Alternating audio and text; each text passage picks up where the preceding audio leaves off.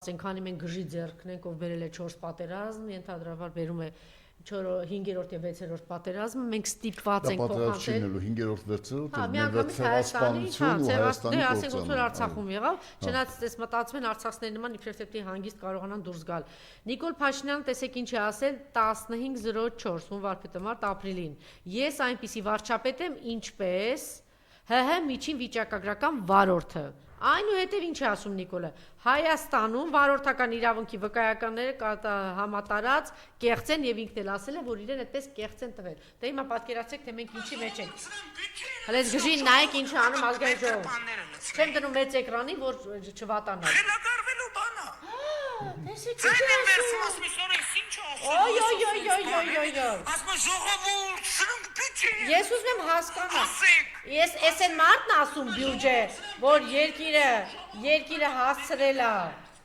աղետի եզրին, հա, սնանկացման, քանի միլիարդ ավելացրել է մեր պարտքը, բյուջեն դատարկ է, զռռում է ավանակի պես, ասում է ես փող չունեմ թոշակ տալու, չէ, փող չունեմ 500 դրամ թոշակը բարձրացնելու, սոցիալապես անապահով, արցախցիներիս վիճակը մեծ հիմա նստած ես խելագար, փաստորեն գժերը նաև դերասանություն անել գիտեն։ Այո։ Հա? Այո, շիզոֆրենիկ գժերն այո։ Գիտեն այսինքն։ Ես ուզում եմ այս Դուք տականք, սուննիվից եք նաև, այդ այս տգետ, այդ վիժվասկին մի բան ասել, որպեսզի թոշակները 9000 դրամով ավելացնենք, ինչպես ինքը ազգային ժողովում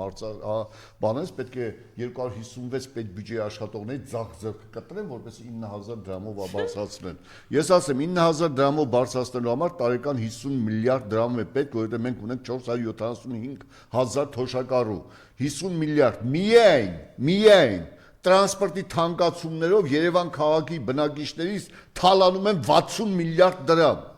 Եվ դա չեն տալիս իրենց։ Այլ գիտեք ինչ են անում, ես իմ ելույթում ցույց կտամ։ Միայն այս տարի 1 միլիարդ դրամ Երևանի քաղաքապետարանը պարգևավճար է բաժանել։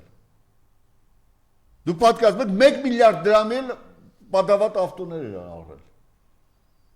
Դուք հասկանում եք ինչպեսի դժգոհեք չեմ թալանում։ Հիմա մի րոպե, ուրիշ բան Որ ասեմ։ ասել եք կես ժամ առաջ։ Կես ժամ առաջ, ես կանրադառնամ դրան, ես ուշադրի հետևել եմ, ես կանրադառնամ դրան, բայց ուզում եմ ասել Լեհվաբանի, Շվանիձորի բնակիչներից մեկի խոսքերը, անձամբ ինձ ասում է, մենք իրականում համոզվեցի, որ գիժ, տահաս, ոչինչ չհասկացող, պատահական մեկն է մեր վարչաբերը, ով քարիզն ու ջրածգիծը չի տարբերում իրարից։ Քարիզը այնն է, որ հողի տակ մարդիկ կառույց են ստեղծում քարերով, որ ջուրը հոսի եւ մի տեղից դուրս գա իրենց գյուղի մոտ եւ այլը։ Եվ եթե այդ քարիզը փակում ես, ինչպես ասում եք, ես գամ կրանտ դնեմ, ես կխնդրեմ այդ կադրը դրեք, էլի խնդրում եմ, ասում եմ գամ կրանտ դնեմ ձեր փոխարեն, որպեսզի ջուրը, այն ժողովուրդը ասել են, այմարդ կրանտ դրեցի, ջուրը գնալվա հողի տակ չի հասնելու ստեղ, որովհետև ջուրը տեղ է անում, քարիզից գնում է։ Կրանտ դնես ջուրը կորելվա գյուղի համար։ Ասում են այնքան անգրագետ, տահաս, տգետ, ոչինչ չիմացող է, հա, մի հատ խնդրում եմ։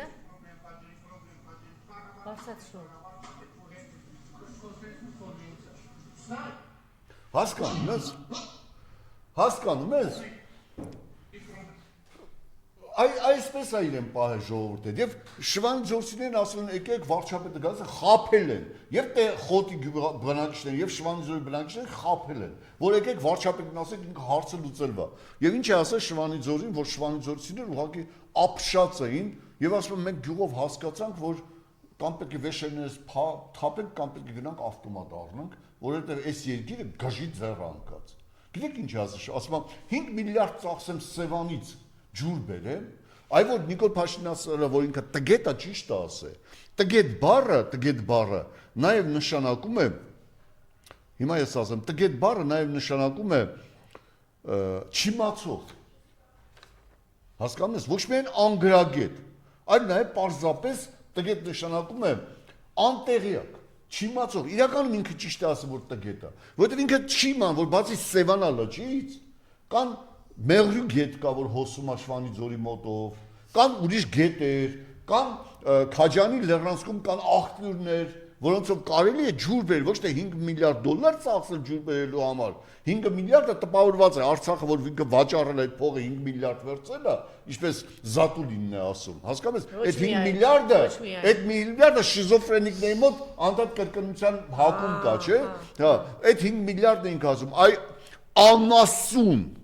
այ հայոց վիժվածք, այդ թուրքի թռմացքը Նիկոլ Փաշինյան, տգետ։ Չի նեղանում, աս թուրքից ասես չեն նեղանում, տգետ ինքը ընդունես չի նեղանում։ Տգետ ինքն է հայտարարել։ Հասկանում եք, թալանչիությունը չի ընդունում։ Թալանչիությունը հիմա կապացնեմ, թե ինչքան է թալանում։ Հասկանում եք, ինքը կան ջրային ռեսուրսներ է սարերում, որը եթե դու տգետ չլներ, կհասկանայիր եւ կասեիր, ինչ եք առաջարկում, այդ մարդիկ կասեն, այս ինչ աղբյուրից կարելի է 20% վերցնել, որպեսզի էկոլոգիական վնաս չտանեն ձորերին եւ բերել հասցնել Շվանի ձոր խմելու ջուր, որ մարդիկ մի քանի ամիս շոկ եղանակին ջրի կարիք են զգում տեղ։ Ինքը գնացել էր ասելու, կամ Խոտ գյուղացիներին համայնքապետը ասել է, գնացեք ասեք այդ ճանապարհը որ քանդել են, ճանապարհ ձեր այգիներից երկուսը քանդվել է, չէ՞։ Գնացեք ասեք, բան գնացել ասել ասում է, խոստովանեք որ ձեր շեփականությունը չի եղել։ Չեն տալ, այդ մարդն ասում է, շրջվել է իր համայնքի ղեկավարին ասել է, լսի, ասար հարցա լուծելու, սա հարց լուծող չի։ Սա բան այդ գյուղում մի հատ գիժ կա, դրա անունն են տվել, ասել է, սա դրա մեր այդ գյուղի գիժը սրանից խելոք է։ Եվ ամենասարսափելին գիտեք որն է, որ պետական ճանապարհը Գորիս-Որոտան Կապան ճանապարհը տվել է Թուրքին, հիմա հերոսություն է կատարում Հայաստանի խորհրդային հանրապետության կադաստրում փողով կառուցված ժողովրդի ճանապարհը տվել է Թուրքին, ընդ որում Ալիևն է խոստովանել, որ Նիկոլ Փաշինյանն է հայտարարել, որ այդ ճանապարհը մերն է, նա չի ասում մերն, ասում է Նիկոլ Փաշինյանն է տվել։ Հասկանում եք։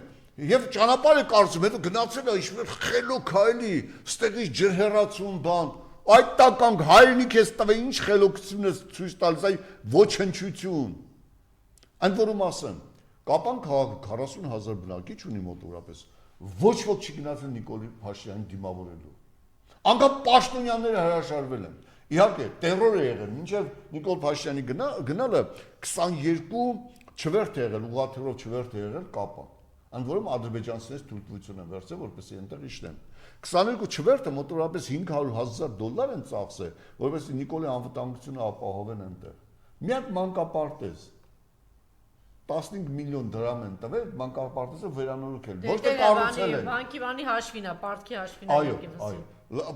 պատկերացնում եք 15 միլիոն դրամ են տվել, բայց անգամ մանկապարտեզի կոլեկտիվը տնօրենից բացի չի դիմավորել։ Դե տեսանք էլի Գյումրիում չտեսանք ինչ ասեցին գյումրեցիք, պոլիփեդելինի ընտրելու են, քեզ չեն կտրելու։ Իսկ Դավիթ Բեկի արձանի հետևի մասի այդ հանգստյան գոտին, դա հանգստյան գոտի եղել Դավիթ Բեկի արձանի կառուցման օրից, բացման օրից, 70-ական թվականներից։ Եվ դու այդտեղ ոչ մի բարեկարգում, ընդ որում 100 քանի միլիոն փող են տվել, 200 քանի միլիոն փող են տվել, այդ փոքր հատվածը կառուցապատման համար, դա հզոր կոռուպցիա է։ Եվ գնացել է Մռնաձոր ժողովրդին խաբելու, տես ինչքան ստախոս ոչնչություն մարդ պետք է լինի, որ գնա գյուղը, որին թուրքը եկե արդեն նստել է գյուղի գլխին, այս գյուղ ես Վազգեն Սարգսյանի հետ եմ գնացել եւ բան ենք արել, հետ ենք վերցրել, հասկանում եք, գնացել խաբում ասում, որ ստեղից երկարգից անցավ միլիարդավոր շահույթ ենք ընդունելու, ինչու ես խաբում այդ տականք, թուրքը Զանգեզուրի միջանցքը, որ շիզոֆրենից վախեցած հայացքով ասի տալու եմ, հա, հիմա ազվերին ես խմե, հոգեմետ դեղ ես խմե, գնացել ազգային ժողովում ճղճղում ես, թուրքը վերահասկվող չի լինելու, և դու չես կարողանալու այդ տեղից, որովհետև այդ միջանցքի համար, դու անգամ մաքսատուր չես կարողանալու հավաքել, և վարձակալությամբ չես կարող ճանապարհը տալ, որովհետև դա միջպետական ճանապարհ ես դու հռչակում, այսինքն այդտեղից դու ոչինչ չես ունենալու, միայն Հայաստանի Հանրապետությունը Թուրքի ճանապարհի տակով է անցնելու դեպի Իրան, Այն էլ հարց է, թե որ պահին ինչ տեխնիկա կանգնեցնի թուրք եւ ճանապարհ ամբողջովին կվերցնի, քեզ էլ կգտնի Իրանի Իսլամական Հանրապետություն։